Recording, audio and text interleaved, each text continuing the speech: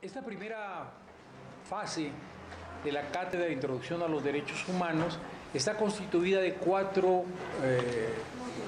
conferencias, de cuatro cátedras. Habíamos quedado que la primera iba a ser una cuestión prácticamente cerrada. Ustedes verán que no hicimos gran movilización ni una gran invitación, porque pensábamos precisamente en un auditorio de gente para la formación de promotores en derechos humanos. Estas cuatro van a ser para la formación, en el sentido de que vamos a hablar y vamos a intercambiar algunas ideas con la finalidad de fortalecernos para poder, digamos,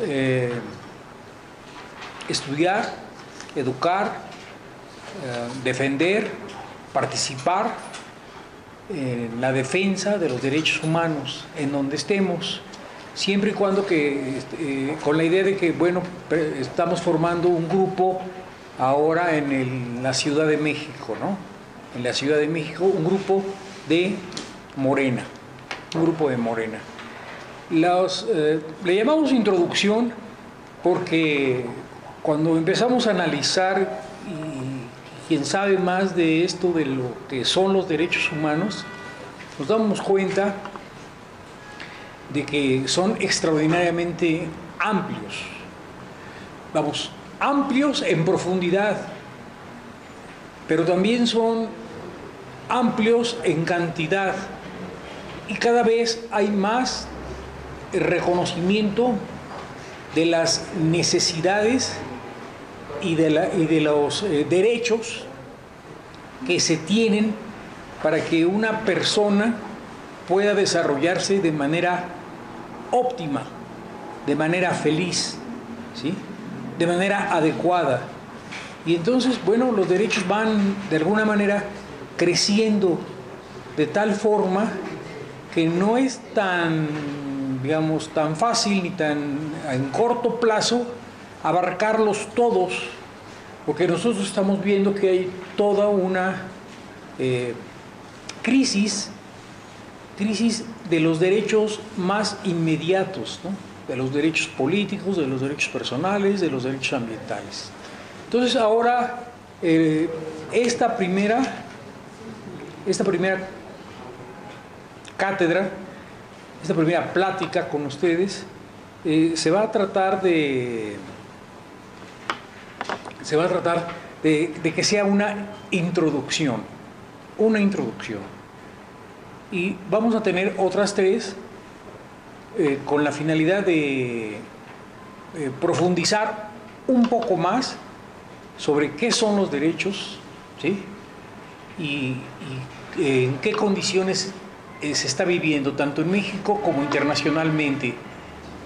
¿Qué violaciones se están sucediendo? Vamos a invitar para otras ocasiones a compañeros reconocidos, compañeros representantes cercanos a Morena, que han sido grandes defensores de los derechos humanos. Entonces, la Secretaría de Derechos Humanos del Comité Ejecutivo Estatal Morena, Ciudad de México, aquí en Álvaro Obregón, 4 de agosto del 2016,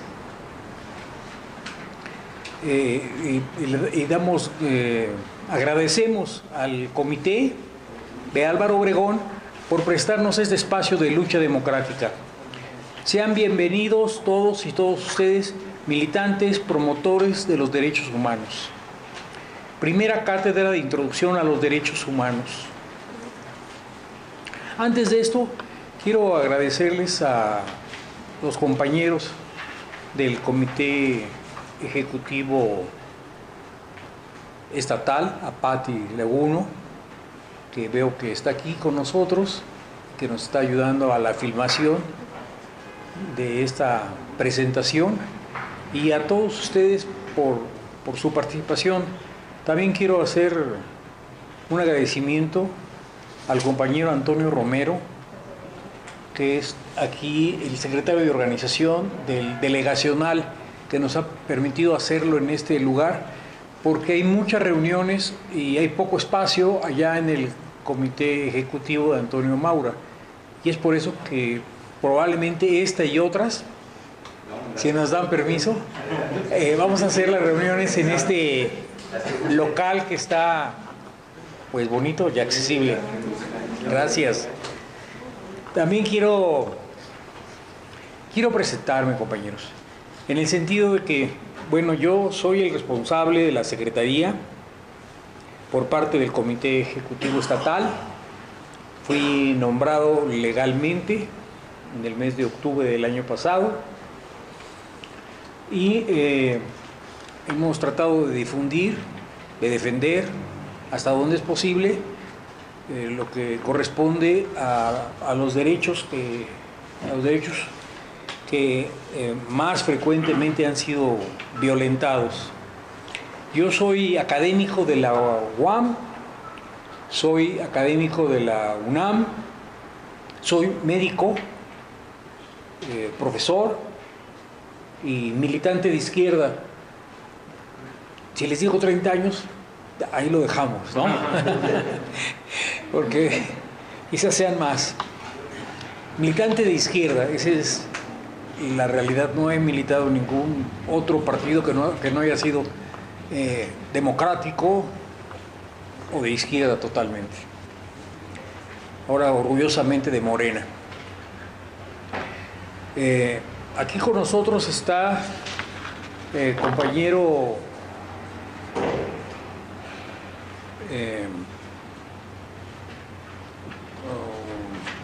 ¿Alfredo? No. ¿Quién? ¿Sí, da? ¿Yo? No, sí. Alejandro Esquivel. Alejandro. De Cuauhtémoc, ¿no? De Cuauhtémoc, Perdón. sí. Compañero José Alejandro Esquivel Díaz, que es el compañero responsable de Derechos Humanos en la delegación Cuauhtémoc. No veo a otro compañero, no han llegado. Esperanza Lira, ya llegó. Estábamos diciendo, Esperanza Lira es la responsable de Derechos Humanos en Coyoacán. No sé si exista otro compañero, digo, no sé si sí existen, pero no han llegado en este lugar, ¿no? Agradezco a todos los que asistieron. Qué bueno que están con nosotros. Seguramente van a llegarse otros más. Ya los iremos presentando. Un agradecimiento especial para Patti, que nos está apoyando. Ya lo había dicho, pero realmente estoy agradecido con su apoyo. El programa, les decía, tiene 4 fases, 4 cátedras, y después va a haber otra fase amplia, pública. Seguramente que vamos a buscar un lugar un poquito más grande, con la finalidad de invitar a más gente y quizás líderes connotados en diferentes áreas para analizar no solamente el derecho a diferentes áreas, sino la crisis que sufren esos derechos, como el derecho a la educación, el derecho al agua, el derecho a la vivienda, el derecho al trabajo. Pero eso va a ser otra fase, terminando esta primera fase de 4 pláticas, que tenemos. Bueno, por cierto, la siguiente, me adelanto, la siguiente plática, todavía no comenzamos la primera, pero les digo que la segunda va a ser el 30 de agosto. El 30 de agosto, y va a ser en... ¿Dónde? Sí, por la calle. Alberto Zamora 32. Alberto Zamora 32. El 30 de agosto en Alberto Zamora 32. Alberto Zamora 32. Centro de Coyoacán. Y va a ser un poco más enfocado a la crisis de los derechos políticos y humanos, a la crisis, a la enumeración de las violaciones, al papel que el Estado ha estado realizando en estas violaciones. Esta primera es una especie de de introducción. Esta primera plática tiene que ser una primera plática sobre introducción. Quizás todos lo sepamos ya, quizás todos sepamos qué son los derechos humanos, pero lo que queremos es homogenizar, tener conciencia, todos, el tener quizás o intentar tener el mismo nivel de entendimiento sobre los derechos humanos. No siempre se han tenido esa concepción, no siempre se ha tenido la claridad de lo que el hombre ciudadano, ¿sí? El hombre ciudadano ha tenido que batallar, ha tenido que luchar por ciertas canonjías o ciertos derechos para poder desarrollarse, ¿no? Ahora, yo creo que antes de empezar la plática, que quisiera yo, por parte del comité y por parte de todos ustedes, que exigiéramos justicia en el caso de nuestro compañero asesinado, Armando Morales Jarquín, de la Gustavo Amadero, y de los compañeros de Morena asesinados y víctimas de la violencia en el país, que ya son varios, casi me parece que una docena. Hay una crisis de derechos y de casos que no se aclaran. Solo por recordar algunos, porque no podemos ser, son tantos que no podemos recordar todos, ¿no? Hacer hincapié en que pedimos justicia para el caso de nuestro compañero Armando Morales Jarquín, que se haga una investigación, que se haga justicia. Pero recordamos también todos los casos, bueno, no todos los casos, algunos de los casos importantes, como Tlatelolco, que nunca se ha terminado el juicio completo, el halconazo del 71, la guerra sucia de los 70s y 80s, Acteal, Aguas Blancas. Acteal fue, recuerden ustedes que Acteal fue un asesinato masivo de mujeres y niños en una iglesia rezando. Bueno, fue aquello patético y no pasó nada. Tenemos el caso de Atenco, el de San Fernando con los emigrantes, que fue terrible, 72 o 73 emigrantes, se supone que todos eran emigrantes, había 2 o 3 mexicanos ahí. Tlataya, ¿no? Donde cualquiera que piense en Tlataya pues, debe saber que hubo un aparente enfrentamiento. No hubo enfrentamiento, los acorralaron. Si ya los acorralaron 500 soldados, 300 soldados, a 20 personas o a 30, pues debe haber sobrevivientes. De hecho hubo sobrevivientes al principio, pero les dieron el tiro de gracia. Las leyes de guerra hablan claramente que cuando hay sobrevivientes se les tiene que hacer un juicio, ¿verdad? Se les tiene que esposar, detener, ver qué causales hay y ver qué delitos. Aquí murieron todos los supuestos narcos, ¿no? Supuestos narcos. Entonces no hubo absolutamente ningún miramiento ni legal ni moral para esos asesinatos. Ayotzinapan, ¿no? Y Nochixtlán son de los muchos casos que tenemos que recordar. En especial, insisto, el que tenemos más cerca ahorita y en el cual tenemos que hacer hincapié. No podemos dejarlo pasar ahora y tampoco podemos dejar que nos atemorice el caso del compañero Armando Morales, ¿no? No nos van a atemorizar por eso. Creo yo que somos gente totalmente convencida. Bueno, vamos a empezar. Mi parte que corresponde a la ponencia son los fundamentos del derecho humano. Y quisimos comenzar con la cuestión de la dignidad. La dignidad. Porque Para comenzar por algún lado, para nosotros y finalmente para mí fue muy importante tratar de reflexionar qué es la dignidad humana. ¿Qué es la dignidad humana? En ese sentido, sacamos algunas definiciones, pero las definiciones que vienen en las enciclopedias de dignidad, las definiciones que vienen de dignidad en las enciclopedias, hablan de realce, de excelencia, de cargo, de empleo honorífico, de cátedras, ¿sí? De diplomas. Alguien es digno de un diploma, alguien es digno de un cargo, alguien es digno de una responsabilidad, ¿sí? Aunque se puede entender también que lo contrario de dignidad sería la humillación, probablemente la humillación. Ser humillado sería lo contrario a ser dignificado, ser humillado, ¿no?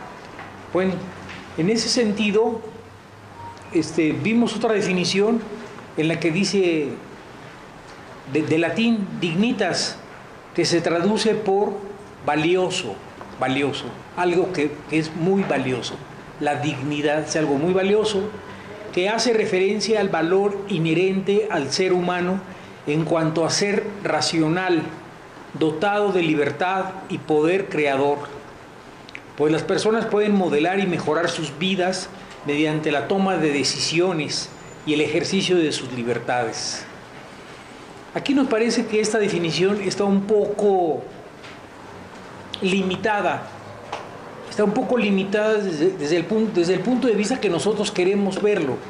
Ahorita más adelante les voy a explicar por qué creemos que está limitada. Que la dignidad no solamente está dada por el querer ser, sino por el entorno que nos permite ser dignos. Porque si el entorno no nos permite ser dignos, nos va a costar, digamos, trabajo. Nos va a costar trabajo comportarnos, defendernos, exigir, ¿verdad? Exigir lo que nosotros pensamos que es lo deseable o lo que es digno para vivir. Hay otra definición también sacada de la enciclopedia Salvat que dice dignidad humana. Si el concepto de dignidad humana fue retomado por los pactos internacionales de derechos humanos de los años 60 y por la mayoría de los instrumentos condenatorios de una serie de prácticas o directamente contrarias al valor esencial de la persona, tales como la tortura, la esclavitud, las penas degradantes, las condiciones inhumanas de trabajo, la discriminación de todo tipo, etc. Esto me parece que se acerca un poco más a lo que nosotros pensamos de respeto a la dignidad humana, ¿no? O condiciones dignas de desarrollo. Bueno, después hice un ensayo sobre la dignidad. Claro, sobre la dignidad podemos hablar muchas cosas. Siempre se nos pide, bueno, no siempre pues, pero mucha gente sí habla de conservar la dignidad. Pero hay algunas personas que incluso proponen que se pierda la dignidad con tal de ganarse la vida, ¿no? Si yo puedo trabajar con cualquiera con tal de que me paguen, o puedo trabajar de cualquier cosa con tal de que me paguen, o yo estoy con el ganador aunque vaya en contra de lo que yo piense, aunque sepamos que es un abusador o un explotador o en fin, o un ratero, ¿no? O a lo mejor un asesino, ¿no? Pero a lo mejor todo junto, ¿no? Entonces, bueno, Y la gente va a decir, yo soy digno porque yo no soy nada de eso. Pero sí estoy de alguna manera perdiendo dignidad en el sentido de que me estoy humillando, estoy perdiendo esos valores para ayudar a alguien que está abusando de la sociedad, a alguien que está abusando de la sociedad. Voy a leer una reflexión. Esto es una reflexión sobre la dignidad. Dice, trataría que me escucharan. Dice, la dignidad es la parte humana más racional, la que más ha evolucionado, es la más moderna. La dignidad evoluciona cada día en cuanto avanza o retrocede la sociedad. Y es una forma dialéctica entre una persona y la sociedad. Están unidos, son parte de uno mismo, de un mismo ente, de una misma cosa, indisoluble. Existe el hombre y la mujer en lo individual, y ambos forman la sociedad humana en otro conjunto más amplio. Está la sociedad y el Estado también, ¿no? La dignidad es el reconocimiento pleno de la naturaleza humana, el reconocimiento pleno de la naturaleza humana y de su aprendizaje en la sociedad. Porque el hombre que no aprende, pues, y no aprende lo suficiente, no está tan consciente de sus derechos. Por eso la educación es tan importante. La educación ética, la educación moral, independientemente de la educación matemática o de lectura o de ejercicios, en fin, ¿no? O de deportes, una educación moderna en donde se sepa el individuo que es parte de la sociedad y que su derecho termina donde comienza el derecho de otro. La dignidad es el reconocimiento pleno de la naturaleza humana y de su aprendizaje en la sociedad, que permite la formación de seres racionales sin abolir sus deseos de felicidad, pero que se entiende que uno es semejante a otro humano en lo general y diferente en lo particular cuanto individuo con historia y aspiraciones propias, a la salud, al movimiento, al libre tránsito, a las funciones vitales y a las complementarias sociopolíticas, todas realizadas con orden. Nos ha permitido sobrevivir aún con desigualdad extrema. Aquí hablamos, y yo hablo, de complementarias, porque en muchos de los libros que tenemos, cuando se habla de derechos humanos, se habla de derechos humanos básicos.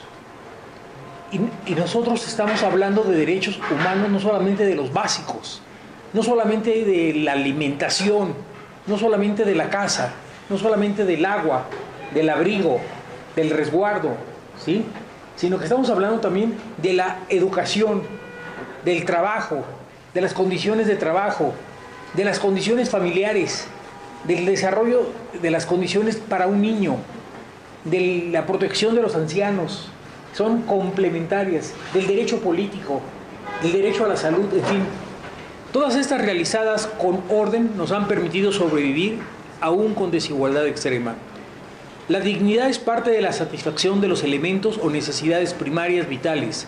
Es la biología misma, la psicología primaria y secundaria, la relación materna, el medio ambiente y todos aquellos reflejos que nos permiten pedir y exigir el buen trato o el trato digno. Digno es el compromiso de los padres y madres en la educación, los profesores, el Estado, y no solo desde el punto de vista técnico, sobre matemáticas, lectura, geografía, sino también sobre ética y comportamiento, sobre el respeto, amor al prójimo y a la patria.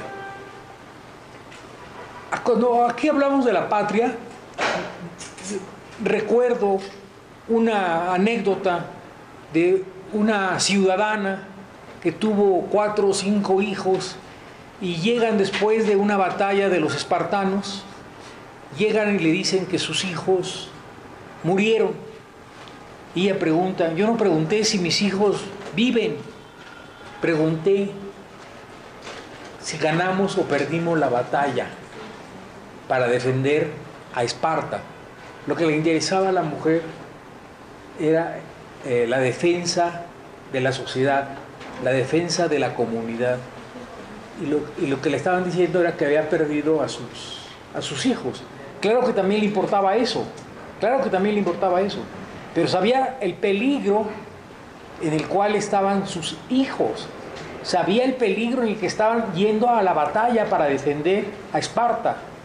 Entonces, la patria es algo muy importante y hemos visto que no siempre todos ni todas estamos en la disposición de defender la patria, porque a veces como que no la comprendemos, como que no entendemos la profundidad de lo que es la patria, que son las instituciones, la historia, la familia, la tierra, las casas, son muchas cosas, no es solamente yo o mi familia, sino que son un conjunto de cosas que se han ganado.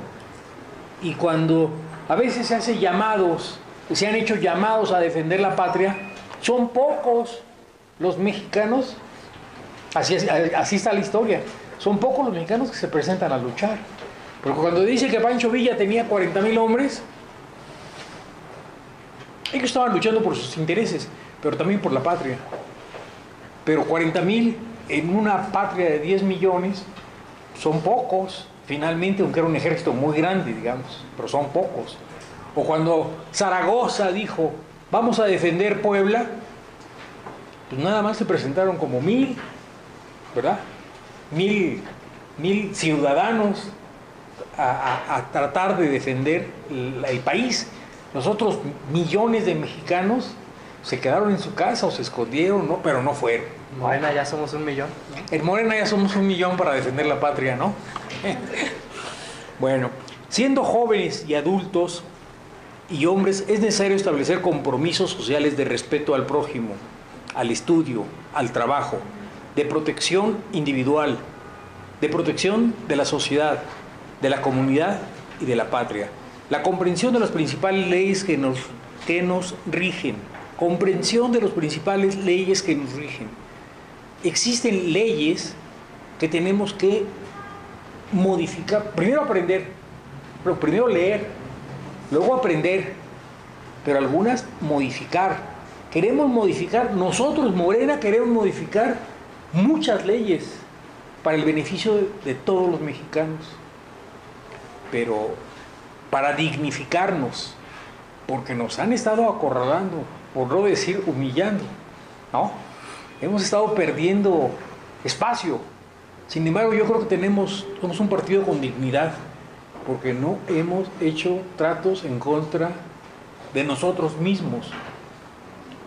La patria somos nosotros, aunque hay otros también aquí que no conviven, que no luchan, que no están con nuestras ideas porque no nos comprenden en el fondo o tienen otros intereses. El cumplimiento de los derechos humanos nos da una gran base para apoyar y difundir lo que es la gran columna de la dignidad humana. Cumplir o hacer cumplir esta gran concepción del bienestar humano nos acerca irremediablemente a cumplir con la dignidad humana, aunque siempre habrá algunas ausencias en las necesidades humanas, político, sociales, económicas, laborales o comunitarias. Esto es solo una reflexión sobre dignidad y no quise hacer una enumeración. En la segunda parte va a hablar un poco más de las cuestiones el licenciado Cristian, sobre los fundamentos de los derechos humanos. Un poco de historia porque no siempre se fue consciente y no siempre los derechos humanos no siempre fueron para todos. Los derechos humanos, ya como una sociedad organizada, porque hubo sociedades comunitarias o en el comunismo primitivo, donde todos eran iguales cuando eran digamos, nómadas, o se inició el sedentarismo, pero más bien cuando eran nómadas, ¿no? Más bien cuando eran bárbaros, totalmente, pues no había riqueza, casi no había jerarquías, era poco el lenguaje, no había leyes escritas, quizás las únicas leyes que había eran las de Hammurabi, ustedes lo recuerdan, ¿no? Ojo por ojo, diente por diente, mano por mano, no sé. Y luego pasaron millones de años por ahí. Sí, pasaron millones de años, por lo menos 1 millón, para que el hombre pudiera escribir. El hombre ya, Homo sapiens, pasó por lo menos 1 millón de años para escribir las leyes de Hammurabi. Por lo menos 500.000 años. Y luego vinieron algunas otras pocas leyes, las de la Biblia, ¿no? Los mandamientos. Y después empezaron a aparecer sociedades ya más organizadas. Las más organizadas fueron los estados griegos, ¿no? Atenas, Grecia, no sé. Algunos estados, Esparta, Atenas, Esparta, y algunos otros estados que empezaron a hacer leyes o reflexiones de quiénes tenían derechos, qué era la ética, qué era la filosofía, quiénes no tenían derecho y qué categorías de hombres había. Los empezó a hacer Platón, las empezaron a hacer también los sofistas. Los sofistas también escribieron sobre eso. Hay escritos de los sofistas con una idea, lo que ellos llamaban utópica, ¿no? O sea, eran propuestas hipotéticas de cómo debiera de ser la sociedad. Pero en realidad lo que realmente perduró fueron las ideas de Platón y de Aristóteles para la formación de lo que ellos llamaban la ciudadanía griega. La ciudadanía griega eran los hacendados, digamos, por decirlo así, los que tenían grandes propiedades, los que se dedicaban exclusivamente a la polis, es decir, a la política, a los problemas, y de ahí para abajo había esclavos y había hombres libres, pocos, pero había hombres libres, y había extranjeros también, y había niños, ¿verdad?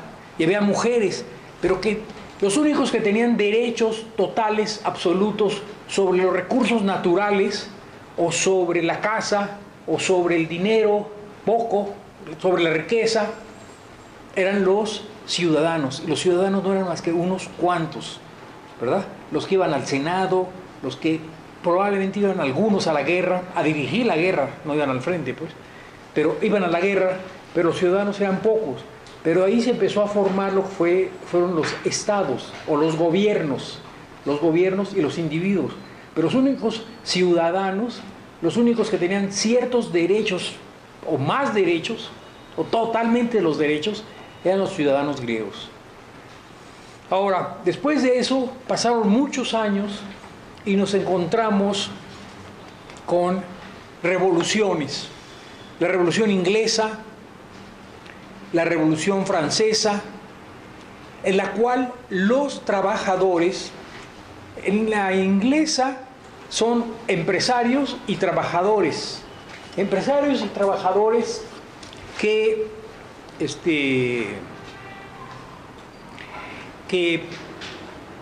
se oponen a los impuestos, que se oponen a la jornada de trabajo, que piden ser escuchados políticamente. Hay una revuelta gigantesca en Inglaterra y logran hacer un parlamento que se llama el Parlamento de los Comunes. Los comunes son los diputados, porque la Cámara de los Lords es la Cámara de los senadores, es la Cámara de la aristocracia. Los senadores es la Cámara que quedó, porque finalmente Cromwell empató la guerra, la empató y le regresa el poder a la reina. Finalmente Cromwell le regresa, pero se quedan las dos cámaras. Pero se quedan tres, si se dan cuenta. Se queda la aristocracia con el poder, queda la cámara en el... Queda la Cámara de Senadores, que no le llaman senadores ellos, sino le llaman lords, y la Cámara de los Comunes, ¿no? Los comunes son el pueblo, los diputados, ¿no? Que ya de un día tenían una, digamos, tenían una opinión. Ahí lograron ellos respeto para el trabajo, respeto para una mayor participación, para tener propuestas. Las condiciones de vida de los trabajadores eran malas. Lo único que mejoró ahí fueron las condiciones de los empresarios. Finalmente lo que mejoró en Inglaterra fueron las condiciones de los empresarios, porque se acordó más que otra cosa el mercado libre, ¿no? Liverpool, ¿no? O sea, la entrada y salida de mercancías sin impuestos. Estados Unidos, por ejemplo, estuvo muchos años sin que los trabajadores pagaran impuestos. Solamente se pagaban impuestos a la entrada o salida de las mercancías, ¿no? Entonces, eso fue una de las cosas que ganaron, y se ganó una cámara, se ganó la Cámara de Diputados. Pero la ciudadanía se amplió, pero no como se debería de ampliar, no todos los derechos para todos. Hubo unos que quedaron con los derechos divinos.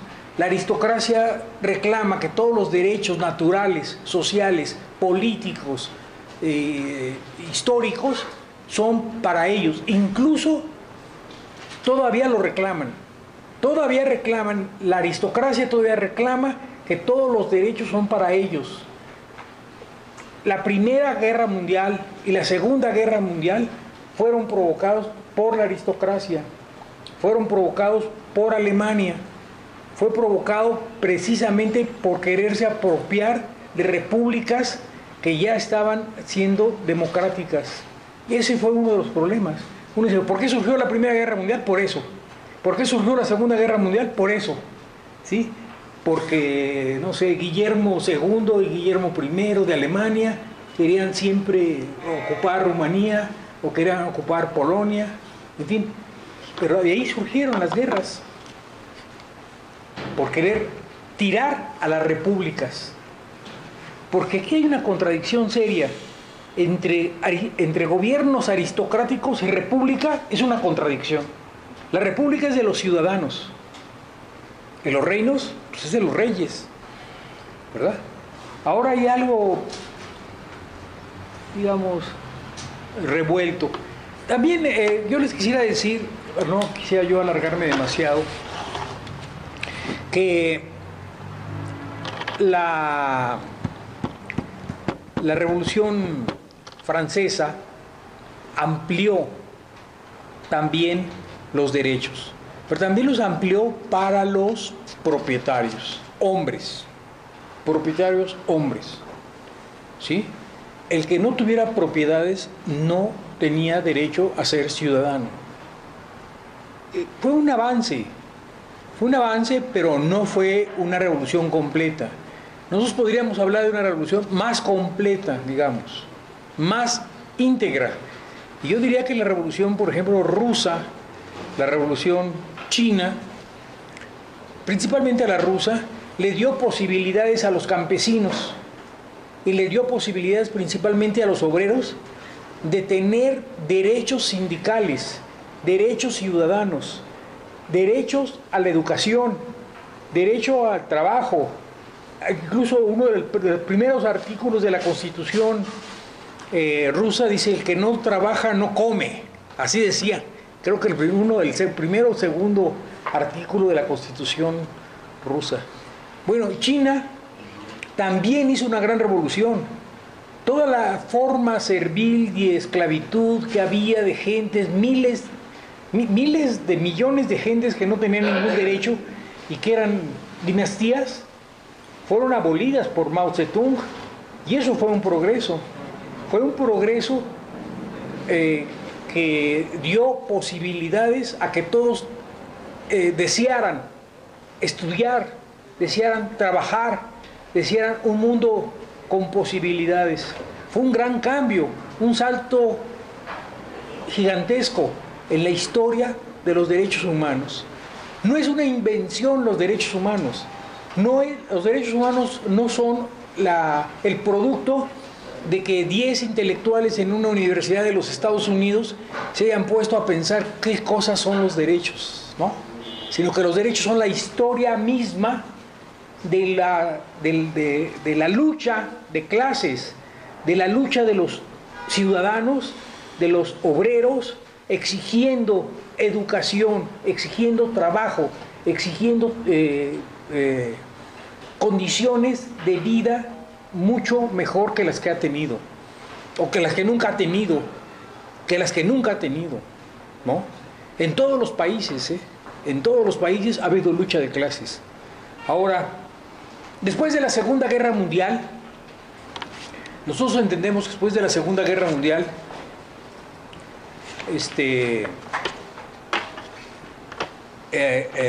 la Organización de Naciones Unidas se reunieron para reflexionar lo que había sucedido, para reflexionar qué pasó, cómo fueron esas matanzas, esos asesinatos, genocidios que se dieron en Alemania, en Polonia, en Rusia, 20 millones de muertos, en Italia también, en España, y lograron acuñar, lograron escribir una declaración de los derechos humanos. Una declaración de los derechos humanos de primera generación se llama, que eran los vitales, los necesarios. Son los derechos humanos de primera generación, a los que nosotros llamamos los biológicos, ¿no? Los más necesarios.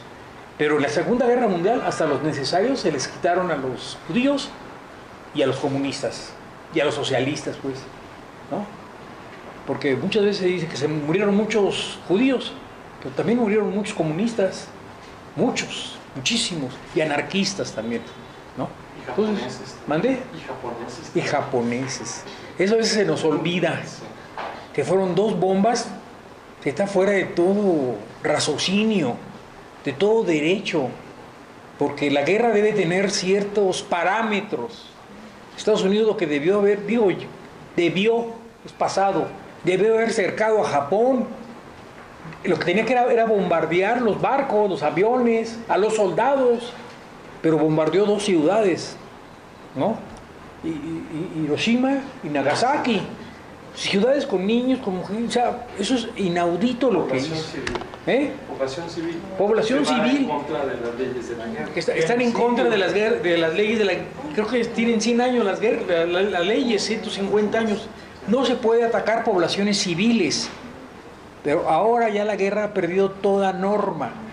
Y nosotros necesitamos recuperar una sociedad civilizada. Una sociedad. Hablamos de civilizada y si pensamos en Nochistlán, pues ya perdemos toda idea. Bueno, después tenemos que América Latina firmó también acuerdos internacionales con la finalidad de que cuando sean violados los derechos más obvios políticos, o de primera o de segunda o de tercera generación, comunitarios o individuales, se pueda tener una corte, se pueda recurrir cuando los gobiernos nacionales no hagan caso de una demanda, o un individuo o un grupo de individuos se sientan agredidos, se puede recurrir a la Corte Internacional. México está entre ellos, pero sabemos lo que pasa en México, ¿no? Normalmente le dan vuelta a las cosas. Tenemos ejemplos en otros países que sí lo que han firmado, sí lo respetan. Que lo que han firmado, sí lo respetan. Pero en México firman cosas y hacen cosas contrarias, absolutamente contrarias. La última como definición, compañeros, para terminar esto. Los derechos humanos son exigencias elementales que pueden plantear cualquier ser humano por el hecho de serlo y que tienen que ser satisfechas porque se refiere a una serie de necesidades básicas y complementarias cuya satisfacción son imprescindibles para desarrollarlos como seres humanos plenos. Sin ellos resulta imposible llevar una vida digna. Esto me parece que es que tenemos que comprenderlo cuando podamos enumerar con más detalle la serie tan grande que son los derechos, ¿no? Hay quienes creen que solamente... hay gente que cree que no tiene derecho al agua, que se la pueden quitar, que se la pueden vender, ¿no? Hay gente que cree que porque lo meten en la cárcel lo pueden torturar, ¿no? O le pueden dar mal de comer, o lo pueden meter en un cuarto eso lo hablábamos ahora, ¿no? Lo pueden meter estábamos discutiendo. O sea, el que pierda libertad ya es un castigo en sí. Pero si lo van a torturar, lo van a meter en un cuarto demasiado pequeño, si lo van a meter en un lugar peligroso o inhóspito, pues más bien le están haciendo varios castigos, no uno, sino que están rebasando los castigos. Más si una persona robó 1,000 pesos o hurtó 1,000 pesos, pero otro mató, ¿no? Y torturó, ¿verdad? Y robó, está en la misma celda, con los mismos, en las mismas condiciones que el primero, que tiene prácticamente un delito menor, diría yo, hurtó, ¿no? El otro hizo una cosa mayor. Termino, ¿no? Yo nada más quería correr con este tema porque hay que correr. La importancia de los derechos humanos.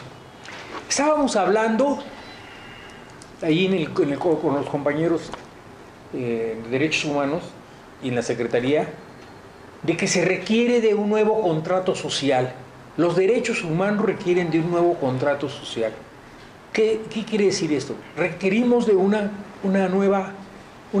nuevo constituyente, un nuevo contrato social en donde se respete y se hable, se diga, se reconozca los derechos y que además, si no se cumplen, se pueda demandar, pedir, porque bueno, la Constitución dice todo el mundo tiene derecho al trabajo, pero hay muchos sin trabajo. Todo el mundo tiene derecho a la vivienda, pero ¿a quién y cómo se reconoce ese derecho? Está muy limitado. En realidad se requiere de un nuevo contrato social entre la gente, entre el pueblo, entre los individuos, en donde el trabajo, el salario sean el centro, las libertades políticas, la justicia y la educación, por lo menos eso, un nuevo contrato social.